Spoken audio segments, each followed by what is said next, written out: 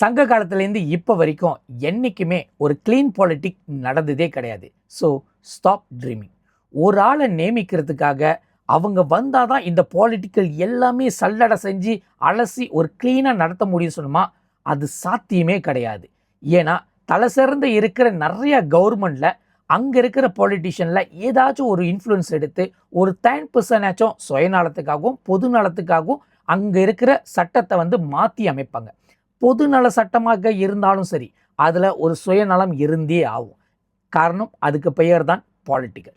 எப்படி பாலிட்டிக் பண்ணி ஒன்று கொடுத்து ஒன்று எடுக்க முடியும், ஒன்று விட்டு கொடுத்து ஒன்று சேகரிக்க முடியும் சொல்கிற பலவிதமான அபிப்பிராயமும் கருத்துகளும் நிறைய இடத்துல நிறைய ஆட்சியிலும் நடந்து தான் இருக்குது.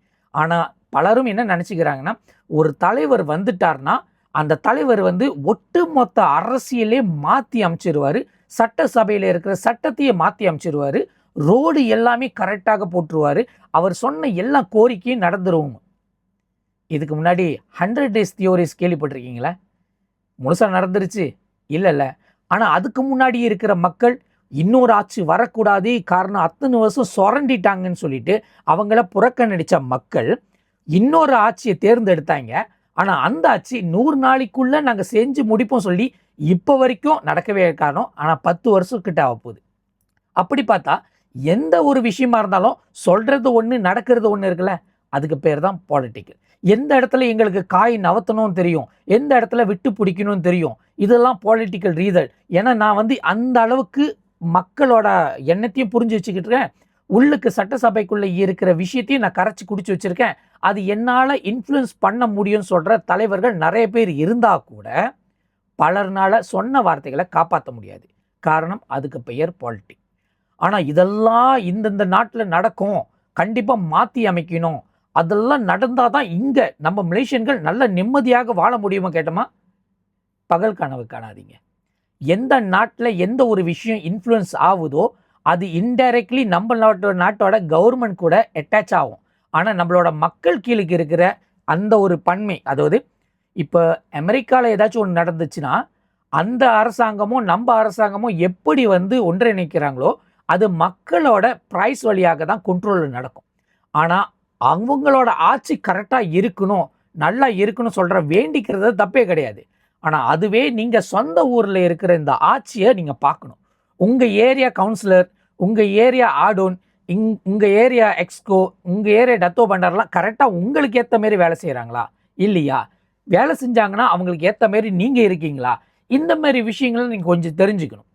எப்போ பாரு ஏதாச்சும் ஒரு இன்ஃப்ளூயன்சர் ஏதாச்சும் ஒரு இன்ஃபர்மேஷன் சொல்லணும், அது கேட்டு தான் நாங்கள் விழிப்புணர்வு அடையணும்னு சொல்கிற அந்த அபிப்பிராயத்துக்குள்ளே தான் இருக்கீங்க. உங்களால் ஈஸியாக அக்சஸ் பண்ண முடிஞ்ச நிறைய விஷயம் இருக்குது, நிறைய தகவல் இருக்குது, கேட்டால் சொல்கிறதுக்கு ஆள் ரெடியாக இருக்காங்க. ஆனால் நீங்கள் கேட்குறதில்ல, புரிஞ்சுக்கிறதில்ல, அதே நேரத்தில் கேட்குற ஆளை நீங்கள் ஃபாலோ பண்ணுறதும் இல்லை.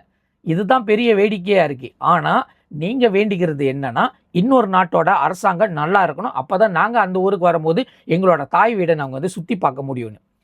அவங்களோட நாடு அவங்களோட, அவங்களுக்கு தெரியும் யாரை கொண்டு வந்தால் அவங்களுக்கு நல்ல விடிவு காலம் வரும்னு அவங்களுக்கு தெரியும்.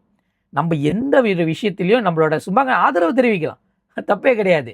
நான் இவருக்கு இன்னாருக்கு ஆதரவு தெரிவிக்கிறது தப்பே கிடையாது. ஆனால் அதுதான் உங்களோட தலையெழுத்து இங்கே மாற்ற போதா கேட்டோமா? Definitely no.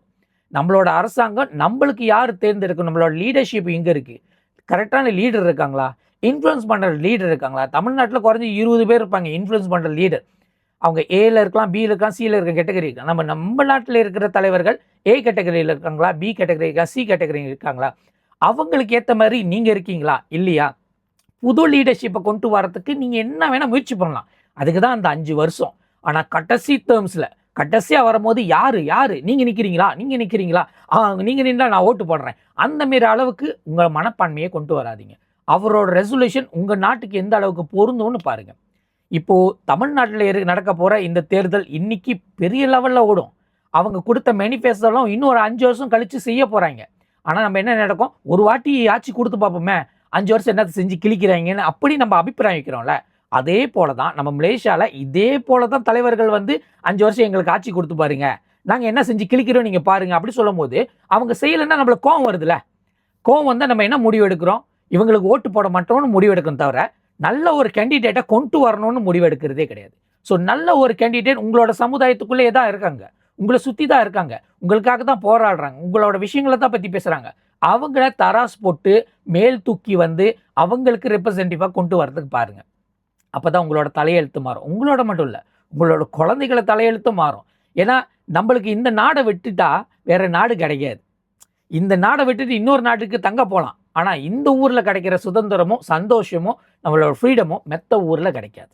ஸோ அடுத்து வரப்போகிற எலெக்ஷன் நம்மளோட, அவங்களுக்கு இன்னைக்கு நம்மளோட எப்படி இருக்க போகுதுன்னு கொஞ்சம் கூர்மையாக சிந்திச்சு உங்களோட சொசைட்டிக்காரவங்ககிட்ட பேசி என்ன முடிவு எடுக்கலாம், என்னென்ன பிரச்சனையை வந்து லைன் அப் பண்ணலாம், இந்த கண்டுபிடிச்சி வச்சுருக்க ப்ளூ பிரிண்ட்க்கும் நம்மளுக்கும் எந்த அளவுக்கு தேலியாக இருக்குது.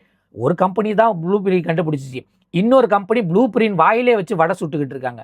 அவங்களுக்கும் உங்களுக்கும் எந்த அளவுக்கு பொருந்தோன்னு ஒரு நல்ல லீடர்ஷிப்பை தேடி எடுங்க. நன்றி.